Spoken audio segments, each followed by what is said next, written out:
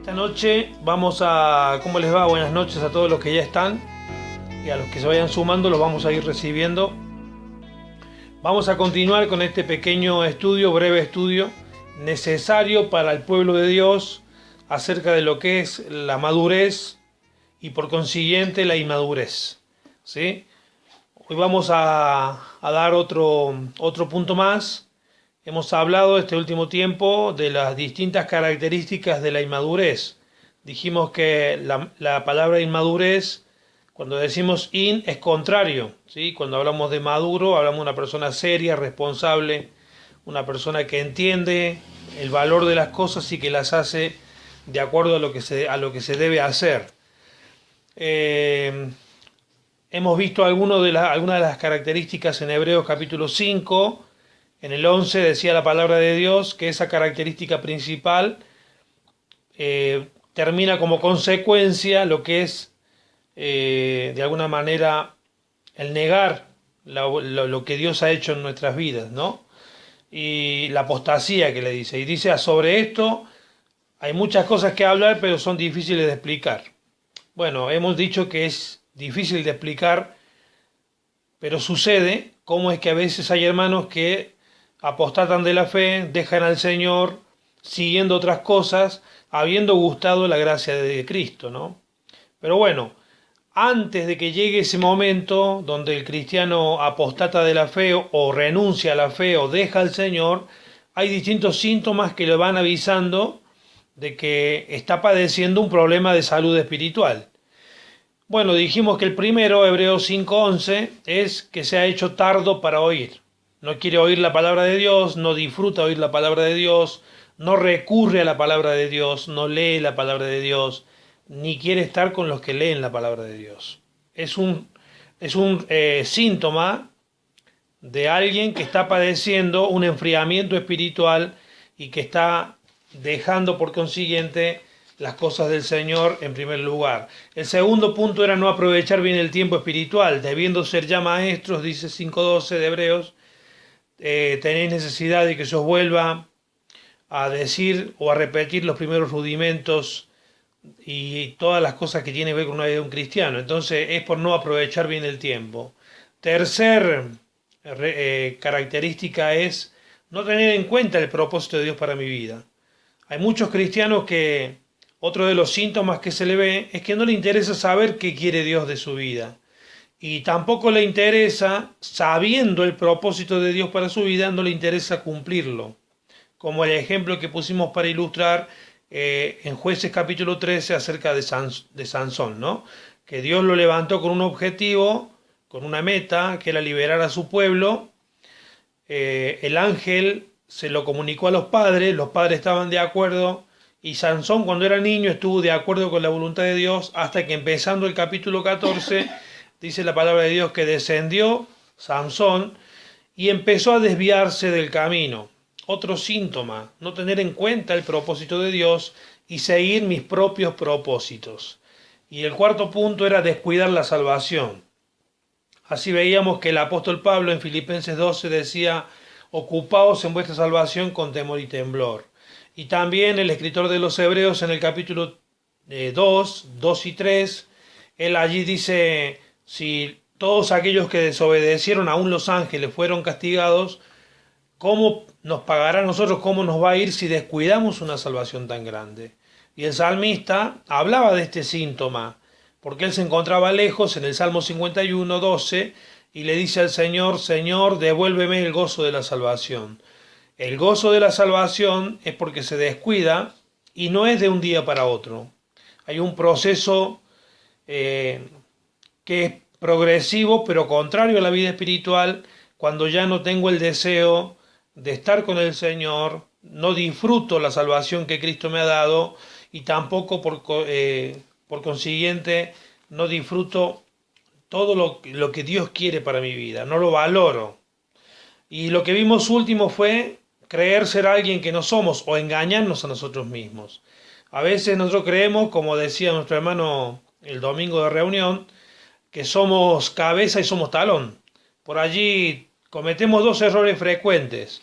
Creernos alguien grande y no lo somos, o creernos nada y no hacer nada por creernos eso. Hay algo que es parecido, que es la humildad y la cobardía. No son iguales. A veces lo confundimos.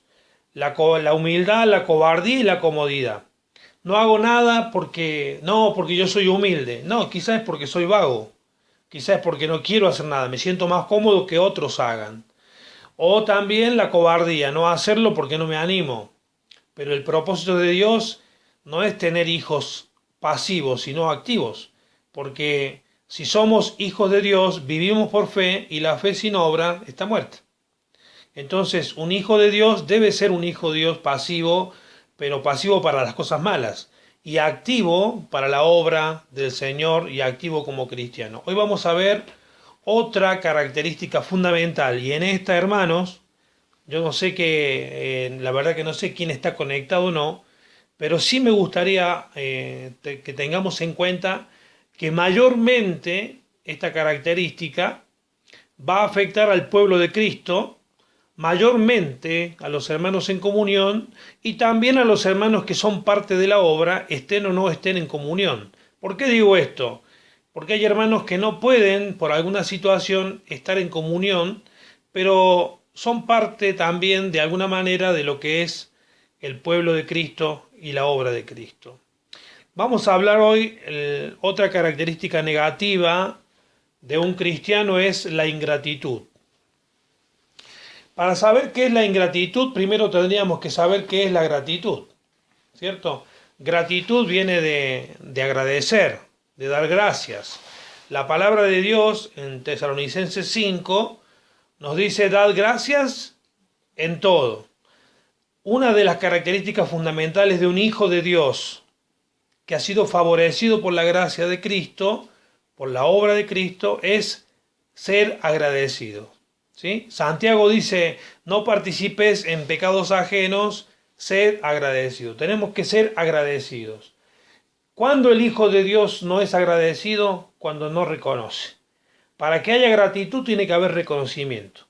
Entonces, la base etimológica fundamental de lo que es la gratitud es reconocer. Yo no puedo agradecer algo que no reconozco que lo he recibido. Entonces, hoy vamos a hablar de esto, hermanos, algo fundamental. A veces creemos que ser agradecidos es decir gracias, Señor. Gloria a Dios, te alabo y te doy gracias por la comida, por el trabajo y por la salud.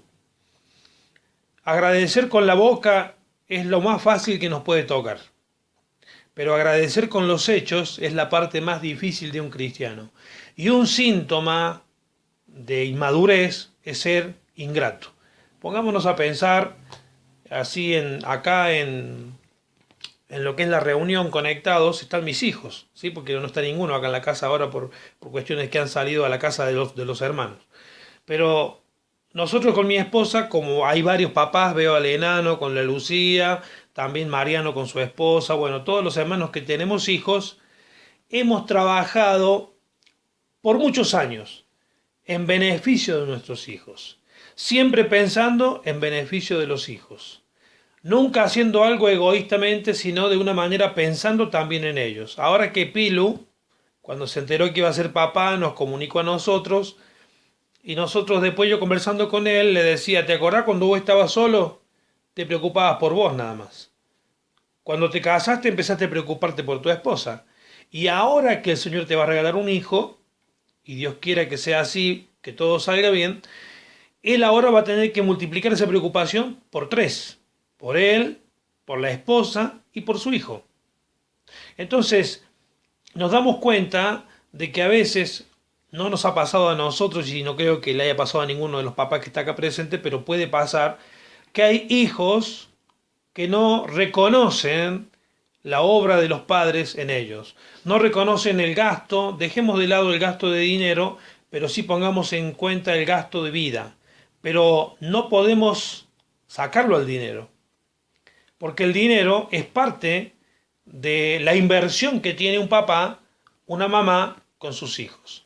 No podemos criar a los hijos solamente con amor. ¿Vieron que hay una canción de Calamaro que dice: no se puede vivir del amor? Bueno, nosotros a nuestros hijos no los podemos criar solamente con amor. Tenemos que invertir en ellos. Invertir en ropa, en comida, en calzado, invertir en educación, invertir en salud, invertir también tiempo, invertir en todo lo que necesitan nuestros hijos. Yo no sé si a todos los papás nos pasa, pero a mí me pone muy triste cuando alguno de mis hijos necesita algo y no está a mi alcance poder responder. A mí me pone re triste y estoy buscando siempre una solución por allí a ver cómo puedo lograr para ayudarlos. Lo mismo le pasa a mi esposa y lo mismo le pasa a todos los papás. Pero ¿qué pasa cuando los papás trabajan en función de que a sus hijos no les falte nada y ellos cuando crecen se olvidan de sus padres? ¿Sí? Siguiendo sus propias metas, sus propios objetivos. Miren, alguien dijo, creo que fue Horacio Guaraní, citó a un autor y dijo que cómo podía ser que un hombre, que una mujer criara y cuidara 10 hijos y 10 hijos no pudieran ni cuidar ni abastecer a una sola persona que es la madre. Entonces, yo veo con mucho agrado, aunque no soy una persona muy amoroso, no soy muy amoroso, pero con el tiempo lo voy tratando a ese tema, ¿no? Y fíjense que yo veo que mi madre, cuando nos crió a los 10 hermanos, sufrió mucho en criarnos a nosotros, porque eran tiempos de crisis económica. Con Alejandro hablamos y tenemos casi una vida parecida en eso. Hablamos con Mariano, Mariano la pasó pésimo también económicamente en su niñez, y muchos otros hombres y mujeres que han pasado necesidades. Y hemos visto a nuestra madre hacer hasta lo imposible para que nosotros pudiéramos, aunque sea, comer algo.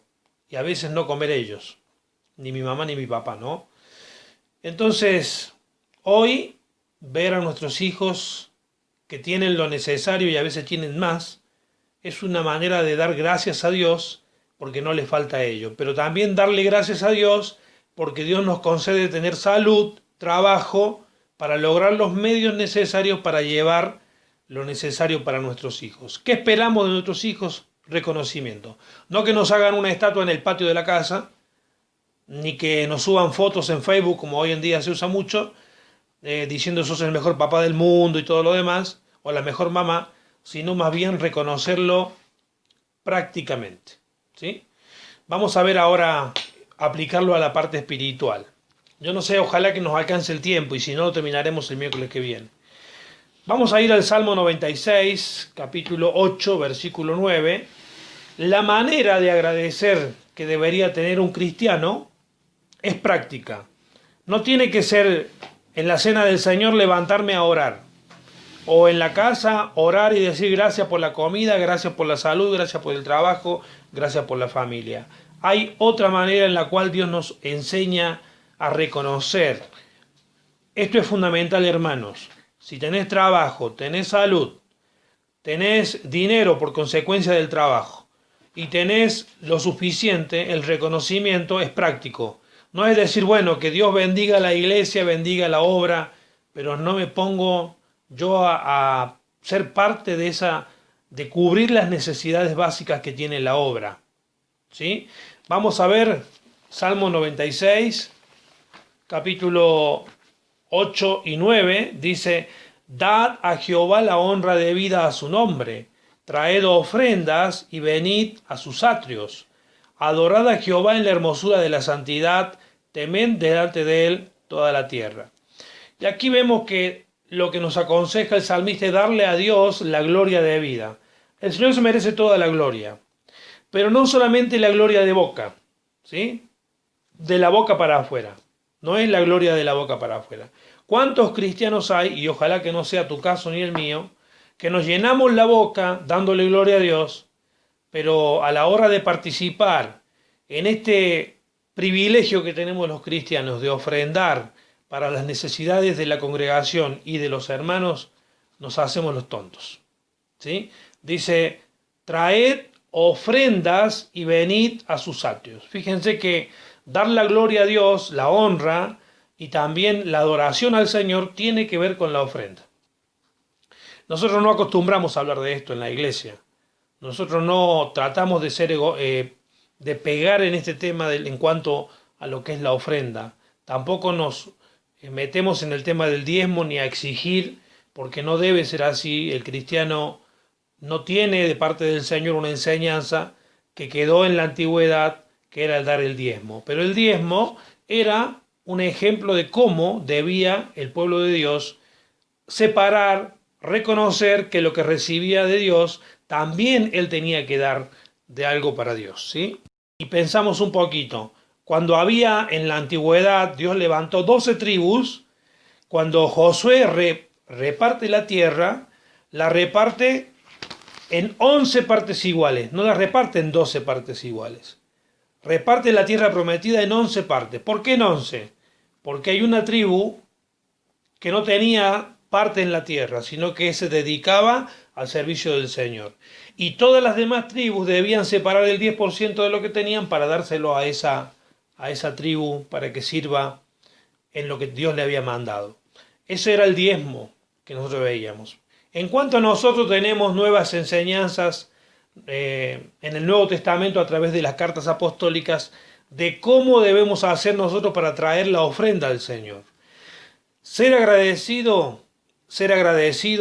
es reconocer que lo que tengo es porque Dios me lo da y yo también tengo que separar de eso para darle al Señor, porque si no soy egoísta. Miren, hay algo muy importante que la Biblia, cuando la vamos a buscar en toda la parte de la Biblia, en los 66 libros de la Biblia, la Escritura habla bien de la generosidad, pero condena, la palabra de Dios condena la mezquindad, la codicia y la avaricia.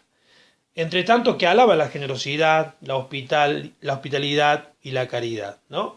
Es fundamental entender esto. El cristiano que es egoísta, codicioso, o que no siente en su corazón separar lo que es del Señor para el Señor, es un cristiano que no está reconociendo que lo que tiene no es de él, sino que es del Señor. El salmista decía en Primera Crónica 29:14 que lo único que hacía él era de lo que Dios le daba separar algo muy ínfimo, muy mínimo para la obra del Señor. Vamos a ir a la base bíblica que tenemos. 1 Corintios 16, hace muchos años, yo lo tengo aquí asentado en mi Biblia, que lo estudiamos aquí el 15 de septiembre del 2010, hablamos de la ley de las 3C, como le pusimos en ese tiempo como título a esta reunión. ¿De qué estamos hablando? Bueno, vamos a leer acerca de las ofrendas. Ya dijimos que la característica de hoy es la ingratitud. La ingratitud es no reconocer. Y el cristiano, ¿cómo reconoce? Con los labios sí, pero también tiene que ser práctico.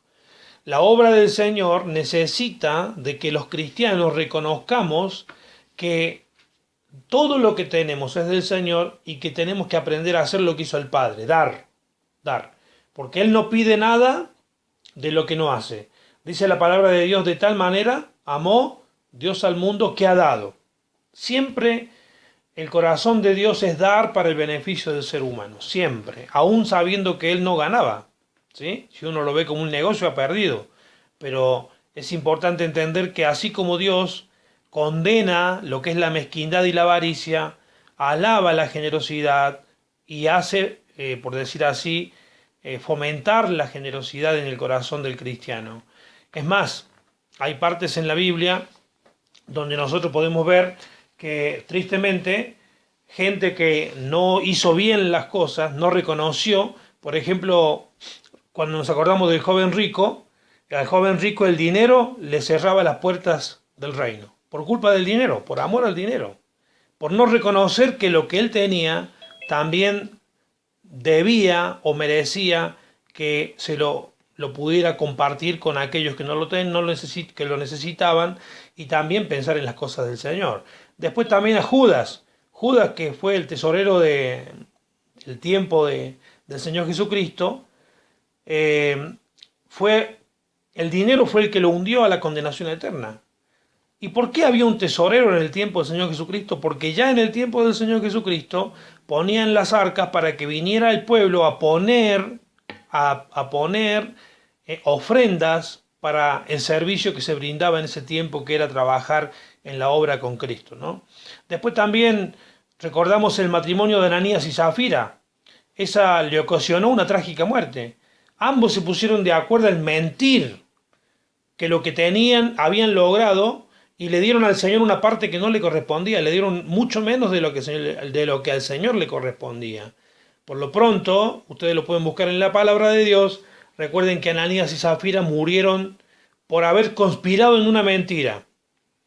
En mentir en que habían recibido menos, por eso habían dado menos. Eso Dios no lo miró con agrado, porque ya vamos a ver por qué no. Después también se acuerdan a Simón, el mago, que le llevó a querer comprar los dones de Dios en lugar de recibirlos. Es decir, es un problema cuando el dinero en mi vida, en vez de ser un medio de vida, es un fin que busco. ¿Se dan cuenta? No respetando a aquel que es el que me da la posibilidad de tenerlo. Por eso Deuteronomio 8:11, que es muy nombrado, dice la palabra de Dios: cuídate de no olvidarte de Jehová tu Dios. Y entre tantas cosas que le dice, cuídate porque Él es el que te da el poder para hacer la riqueza. No sea que crezcan tus casas, tus vacas, tus propiedades, como dice allí, dice, y te olvides de Jehová tu Dios. El cristiano que no es generoso con su Señor, que no separa el dinero de la ofrenda para el Señor, es un cristiano mezquino. Y créanme, con mucho dolor lo digo, y perdonen, hermanos, pero esto se ve, se nota claramente. No crean ustedes que las preocupaciones de un anciano de iglesia o las preocupaciones de los hermanos de la iglesia son solamente que no venga la gente a la iglesia, o que no se predique, o que también son las deudas que puede tener la iglesia, también son las cosas que no alcanza a cubrir la iglesia. A veces creemos que la ofrenda del Señor, con lo que recibe la iglesia, alcanza para pagar los impuestos. La iglesia no es impuestos solamente. Y ahora que los impuestos son una locura. La iglesia tiene otras cosas que hacer también, como que ocuparse de las necesidades de algunos hermanos, de algunos problemas. Por ejemplo, cubrir, tenemos una entidad filantrópica que nos nuclea, que tenemos que pagar anualmente. La iglesia debería ofrendar para los misioneros que están en la obra del Señor. Hay cosas que no se pueden lograr porque los hermanos son mezquinos, ¿sí? Son mezquinos. ¿Por qué? Porque piensan en el propósito privado de su persona, de su familia, y se olvidan que de quien reciben es del Señor, y que el Señor les enseña cómo tienen que hacerlo en cuanto a separar. Vamos a ver, la ley de las 3C, ¿por qué pusimos este nombre? Miren, es fundamental. Vamos a ver, capítulo 16 de 1 Corintios dice: en cuanto a las ofrendas, perdonen que corte, no vamos a encontrar más la palabra de alguna enseñanza acerca del diezmo a través de Cristo para acá, o sea, de las cartas apostólicas. Ya no lo encontramos más al diezmo, encontramos ahora lo que es las ofrendas. Y vamos a ver, dice: en cuanto a las ofrendas para los santos, haced vosotros también de la manera que ordené en la iglesia de Galacia. Y aquí empezamos a ver, dice: cada primer día de la semana, cada uno de vosotros ponga aparte algo, según haya prosperado, guardándolo, para que cuando yo llegue no se recojan entonces las ofrendas. Vamos a ver, ¿por qué decimos la ley de las 3C? Es algún título que le puse yo, no es bíblico, sino que es un orden más o menos para guiarme yo. La primera C es preguntarnos: ¿cuándo debo ofrendar? ¿Cuándo? ¿Qué dice la Escritura? La primera C es, en el versículo 2, cada primer día de semana. Ya el Señor nos dejó instituido un día, ¿sí? ¿Cuál es? Cada primer día de la semana. El primer día de la semana es el domingo. Y tenemos los hermanos en Cristo la oportunidad de ofrendar en la cena del Señor, o también hay hermanos que ofrendan un dinero X en un sobrecito y se lo pasan a algún hermano para que lo den a la iglesia sin necesidad de que nadie lo sepa. Entonces, cada primer día de la semana, no es todas las reuniones. Hay iglesias donde cada reunión encajan la bolsita, ¿sí? En cada reunión están pechando para que dejen algo. ¿Qué dice la palabra de Dios? Cada primer día de semana. Después nos podríamos preguntar: ¿y cómo hay que hacerlo? Bueno, dice: cada uno ponga aparte algo, ¿sí? Acá dejó de existir el diezmo, que era una imposición, y Dios nos da a nosotros la libertad de ofrendar de acuerdo a nuestro corazón. ¿Cómo está nuestro corazón con Dios? A veces somos egoístas. Nosotros, cuando a veces miramos los dividendos que se recogen, nos damos cuenta que hay mucho egoísmo. Y a veces los hermanos, esto lo digo en una realidad práctica que uno lo puede ver, los hermanos que menos dinero tienen son los que más ofrendan. ¿Y por qué digo esto? Porque la Biblia nos enseña de la viuda que puso una monedita, que era lo único que tenía, y fue lo más valioso delante del Señor. Y aquellos que tenían mucho ponían poco de lo que les sobraba. Esto es una pena, mis hermanos. Por eso hablamos de esta característica como ingratitud. No reconocer que lo que tenemos es porque el Señor lo da. Y le mezquinamos a la obra del Señor y por ahí lo gastamos en cualquier cosa que no tiene ningún valor. Miren, yo tengo DirecTV, como ustedes, o la mayoría. Tenemos Wi-Fi, tenemos teléfono, y tenemos auto, y nos gusta la Coca-Cola. Ahora la cambiamos por Manao, pero también tomamos Manao. Por allí comemos y está todo bien. Todo bien si para eso uno trabaja, para comprarse la ropa, para darse algún gusto, pero nunca hay que olvidar que lo primero es del Señor. Y esto yo no lo digo con el ánimo de salir a buscar plata a la iglesia, sino con el ánimo de que nosotros crezcamos espiritualmente. Este es un síntoma de un cristiano inmaduro cuando le da al Señor lo que le sobra, ¿eh? Cuando le da al Señor lo que no tiene valor para su vida, ¿sí? Y por eso acá preguntamos, dijimos primero cuándo tenemos que ofrendar el primer día de la semana. ¿Cómo? ¿Sí? ¿Cómo? Bueno, acá dice cada primera semana cada uno de vosotros ponga aparte algo. Está diciendo el cómo. ¿Cómo? Es de alguna manera también no exigir una cierta forma, por ejemplo, del diezmo, sino que nos dice cómo debemos hacerlo. Por ejemplo, vamos a ir a ver esto. Bueno, primero terminemos aquí, después vamos a volver. En cuanto a la otra pregunta de la C, dice, cada primer día de la semana cada uno de vosotros ponga algo, ponga aparte algo, según haya prosperado. ¿Cuánto? Según haya prosperado. ¿Sí? Según haya prosperado. ¿Qué quiere decir? Hermanos, si el Señor antes nos decía que el 10% era lo que le exigía al pueblo, ¿sí? Hablamos de la tercera C como diciendo ¿cuánto? Ya dijimos cuándo, dijimos cómo y ahora decimos cuánto es lo que tenemos que ofrendar. Dice cada uno ponga aparte algo según haya prosperado. El Señor no quiere que nosotros salgamos a robar para darle a Él. Ni tampoco quiere que salgamos a hacer maniobras para venir a darle a Él, sino que es de acuerdo como nos haya prosperado. Miren hermanos, hay hermanos que tienen un sueldo mensual. Bueno, ellos saben que tienen que separar su dinero para el Señor. Como hay hermanos que trabajamos al día o trabajamos de forma individual o independiente, y también tenemos que entender esto. Si el Señor en este día a mí me regaló la posibilidad de ganar 1.000 pesos, yo sé bien claro que como base, esto lo digo privado, como base, 100 pesos van al lugar que tengo las ofrendas. Por allí puedo poner más. En base al diezmo hay tres maneras, hay tres formas de hermanos. El primero es el que da menos del 10%, el segundo es el que da el 10% a rajatabla y el tercero el que da más del 10%. El cuánto debe nacer en nuestro corazón. El cuánto es la gratitud y el reconocimiento que yo tengo hacia mi Señor en cuanto a lo que yo recibo de parte de Él. Entonces, aquí vemos, y hay una parte importante acá, dice, según haya prosperado, guardándolo. Hermanos, esto es fundamental. Lo que es del Señor, es del Señor. Lo que hemos separado para el Señor, es para el Señor. Y ese dinero es del Señor. Malaquías capítulo 3 dice, ustedes me han robado en vuestros diezmos y ofrendas. Cuando nosotros no venimos a la cena del Señor, por alguna cuestión que hoy nos pasa muchas veces, lo que hacemos es gastarlo. Se supone que mi deber es guardarlo, porque no es mío, sino que es del Señor. Entonces también le tengo que enseñar a mis hijos, fundamentalmente, que ellos tienen que ofrendar. Fíjense que dice, cada uno ponga aparte algo. A veces, esto lo aprendí del hermano Juan Ratti de Córdoba. Él nos enseñaba esto. Si la Escritura dice cada uno, yo tengo que enseñarle a mis hijos que cada uno tiene que separar de lo que recibe.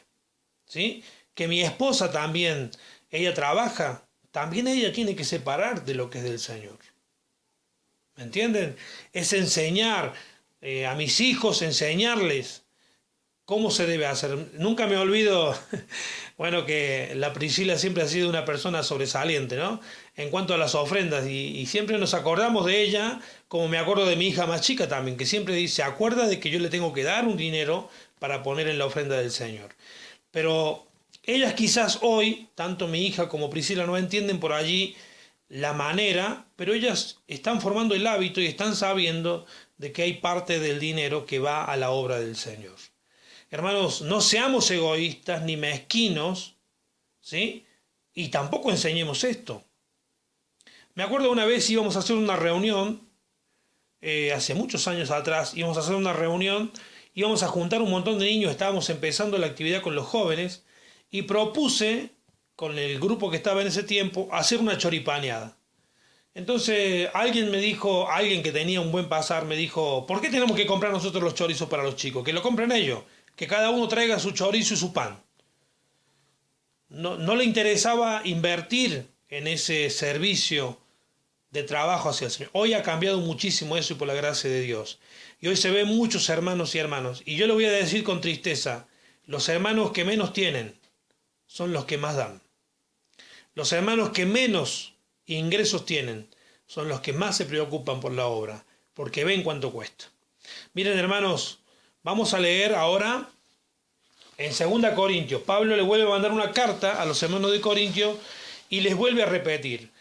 ¿Creemos que es importante el dinero en la obra del Señor? Bueno, se supone que sí, porque el apóstol Pablo, inspirado por el Espíritu Santo, les vuelve a repetir cómo es que tienen que ofrendar y cómo toma a la ofrenda el apóstol Pablo. Fíjense, lo vamos a leer en capítulo 9 de 2 Corintios. No me quiero detener en todos los lugares porque hay muchísimo para hablar de esto, pero quiero tratar de ser objetivo en cuanto a la ofrenda del Señor. Los hermanos en comunión sabemos que la obra del Señor trabaja, funciona, pero también funciona con dinero. No con 3 glorias a Dios, como decían algunos, ¿no? Sino que nosotros tenemos que trabajar. Y hace poquito vi al doctor Salomón, quien me está viendo del corazón, y él me decía, usted va a tener que hacer estos estudios, que son unos estudios de alta complejidad. Y yo le digo, doctor, pero yo no tengo obra social. Entonces él me dice, bueno, hágase pastor, porque los pastores son ricos. Sin saber que yo venía a una iglesia o que trabajaba para la obra del Señor. Entonces yo le expliqué, después que él se cansó de hablar mal de los pastores, yo le digo, usted sabe que yo trabajo como pastor en una iglesia o como anciano, no le quería explicar todo, pero nosotros no tenemos fines lucrativos, no trabajamos por dinero en la obra del Señor.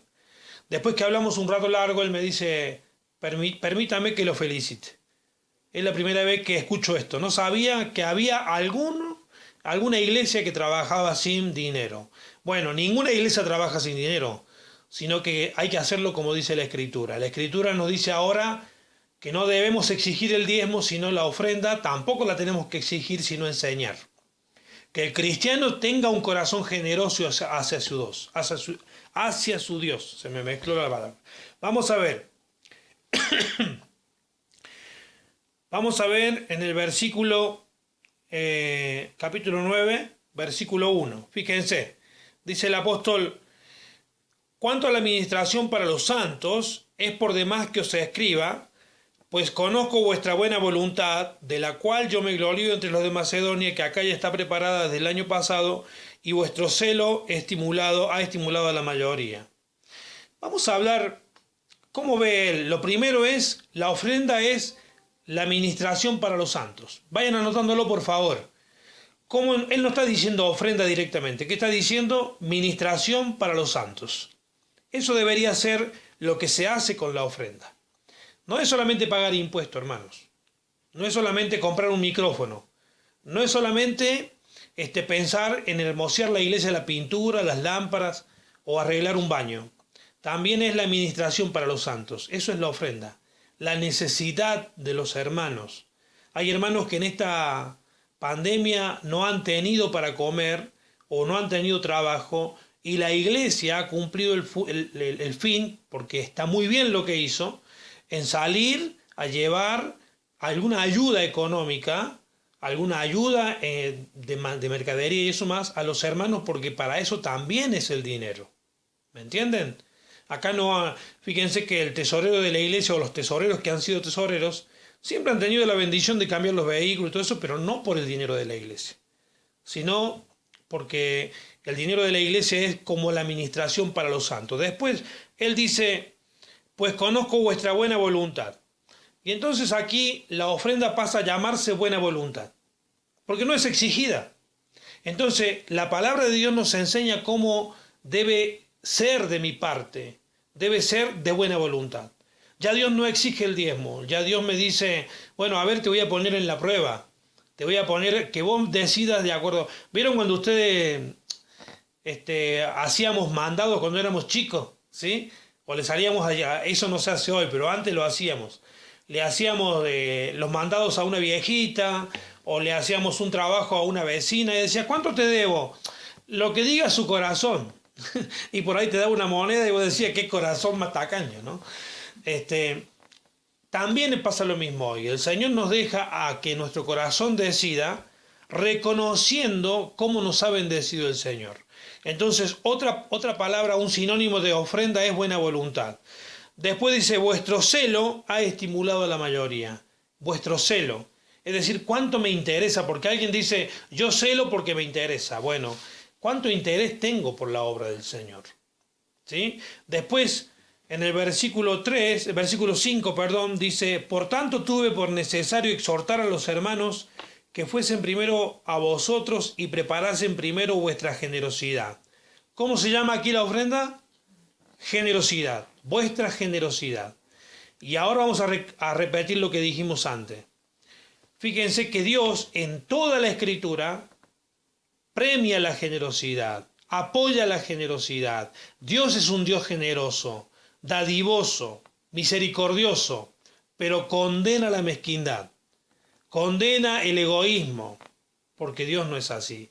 Miren, nosotros nos juntamos a comer con mis hijos aquí en la mesa y tratamos de, por ahí dicen, ¿qué hace falta? Y uno trae la gaseosa, otro trae, qué sé yo, el pan, la carne, ponemos así, y nosotros nos miramos con mi esposa y decimos, qué lindo es que nuestros hijos no sean egoístas. ¿Y por qué van a ser egoístas si los padres no han sido egoístas? Entonces, cuando un papá es egoísta, lo más seguro es que alguno de sus hijos o sus hijos sean egoístas. ¿Sí? No tengan un corazón abierto, generoso, para hacer lo que Dios nos ha hecho con nosotros. Entonces, cuando vemos una persona que es egoísta, una persona que es mezquina, entendemos que no hay un reconocimiento de parte de su corazón hacia aquel que todo lo da. La Escritura dice, de balde recibiste, de balde tenés que dar. ¿Ah? Así como recibiste. Bueno, entonces dice después, vuestra generosidad. Y ahí nomás dice, y no como exigencia nuestra. La ofrenda no es una exigencia, olvídenlo. La ofrenda es un reconocimiento. La ofrenda es gratitud. La ofrenda es adoración, de acuerdo a Salmo 96.8, ¿sí? 96.9. La ofrenda es parte de mi gratitud hacia mi Dios. Es parte del reconocimiento que yo tengo hacia mi Señor por todo lo que he recibido, no solamente la gracia de la salvación, sino que todos los días de mi vida Él no me deja faltar nada, ni a mi mesa, ni a mi casa, ni a mis hijos, ni a mi esposa. Este domingo estuvimos hablando y escuchando a nuestro hermano Carlos Pinto, ¿se acuerdan? Ese hermano, él trabaja ya en la obra del Señor. ¿Y de qué vive? De las ofrendas de los hermanos. ¿Y cómo se va a mantener? Se supone y se nota que hay hermanos de corazón generoso. ¿Cómo se mantiene una congregación, una obra? ¿Cómo se mantiene un templo, un edificio? Hay que pagar los impuestos, hay que pintarlo, hay que arreglarlo, hay que invertir, hay que ofrendar. Bueno, es todo a través de las ofrendas de los hermanos, no a través del diezmo ni a través de la exigencia. Pero como en la iglesia no hablamos nunca de lo que es la ofrenda, hay hermanos que han cerrado su corazón a la ofrenda del Señor, y por eso lo digo en esta noche como una característica de la inmadurez. Un cristiano que no se da cuenta de la necesidad que tiene la obra es porque no vale, no reconoce lo que Dios ha hecho en su vida y lo que puede hacer a través de la obra aquí en la congregación. Hermanos, el pueblo de Dios, la primera iglesia dice que crecía en favor para con el pueblo, ¿sí? Todos tenían en común, no había mezquinos en ese tiempo. Y los pocos mezquinos que hubo, como Ananías y Zafira, murieron al toque, ¿sí? Queridos hermanos, ser mezquino no es del Señor. No es parecernos a Cristo. Ser mezquinos, ser egoístas y quedarnos con lo que es del Señor no es algo que el Señor nos ha enseñado. Por eso hay que reflexionar. Estaba leyendo un libro de Rubén Vera y él escribía de la ofrenda que con mucha tristeza veía que hay hermanos que cuando llega la ofrenda del domingo empiezan a buscar en los bolsillos y empiezan a separar. Yo también tenía un conocido que cuando venía la ofrenda sacaba la billetera, abría la billetera y sacaba un billete delante de todos. ¿Qué dice la palabra de Dios? Cada uno ponga aparte algo. Ya lo tenemos que tener separado, guardándolo, ya lo tenemos que tener guardado. Y eso es para el Señor, ¿sí? Y debe ser así. Una instrucción que le damos a los jóvenes, que hay muchos jóvenes aquí. Chicos, aprendan a los matrimonios nuevos, a los jóvenes. Ahora mi hija empezó con un proyecto a la cual le estamos apoyando y ella viene y me dice, papá, yo ya separé la ofrenda del Señor. Y me llenó el corazón de alegría, porque es algo que he aprendido. Hermanos, todos nosotros tenemos la posibilidad de recibir de la mano de Dios. No debemos ser egoístas, ni con el Señor, ni con la congregación, ni con los hermanos. Porque el Señor beneficia y el Señor se goza en un corazón agradecido. Fíjense, vamos a ver ahora versículo 6. Pero el que siembra escasamente, también segará escasamente. Y el que siembra generosamente, generosamente también segará. A veces nosotros creemos de que Dios la recompensa que va a dar, es decir, si yo pongo 1000, el Señor me tiene que dar 1500. No es así. Yo estoy segando y uno no ve el fruto de un día para otro.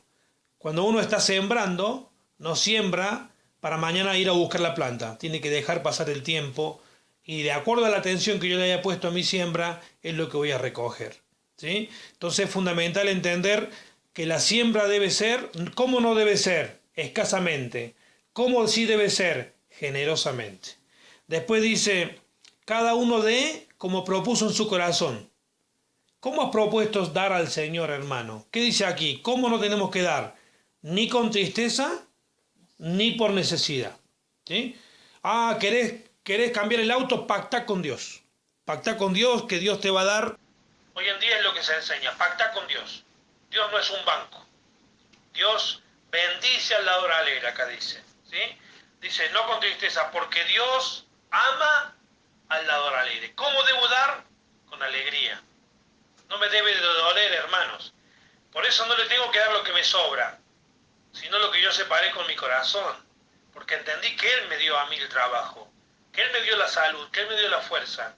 Y debo enseñarle a mis hijos cómo se ofrenda, ¿sí?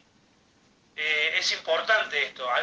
Me imagino que a algunos les habrá pasado como me pasó a mí y a otros, de haberse equivocado del billete que llevábamos en el saco, ¿cierto?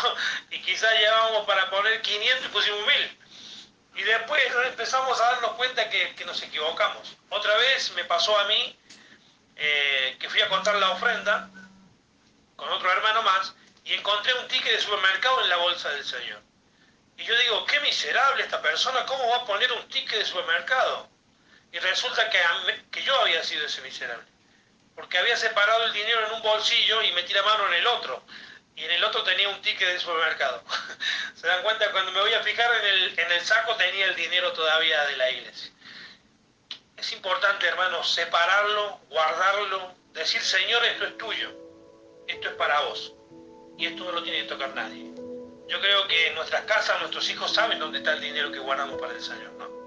Creo que en todas las casas debe pasar. Nuestros hijos saben que los papás guardamos un dinero que es para la ofrenda del Señor.